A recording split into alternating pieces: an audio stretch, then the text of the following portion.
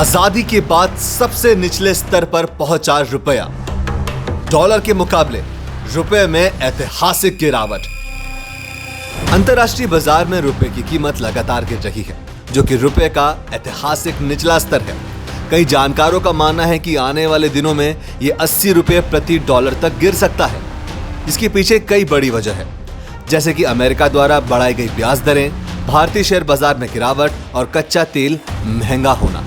मजबूत डॉलर और कमजोर रुपए का असर तेल इंपोर्ट से लेकर तमाम बड़ी चीजों पर तो पड़ता ही है, लेकिन ऐसा नहीं है कि कमजोर रुपया होने से सिर्फ नुकसान ही होता है। किन सेक्टर्स पर कमजोर रुपए का पड़ता है पॉजिटिव इंपैक्ट, आइए जानते हैं इस रिपोर्ट में। पहला फायदा, रेमिटेंस पर ज्यादा रिटर्न। बड़ी संख्या में भारतीय यूरोप, अमेरिका और खाड़ी के देशों में काम करते हैं और वहां से अपनी कमाई भेजते हैं, जिससे देश का फॉरेन एक्सचेंज रिजर्व्स तो बढ़ता ही है, साथ ही अपने देश की करेंसी में एक्सचेंज करने पर ज्यादा रिटर्न भी मिलता है। दूसरा फायदा, आईटी इंडस्ट्री। डॉलर जितना मजबूत होगा, आईटी इंडस्ट्रीज को उतना ही फायदा होगा।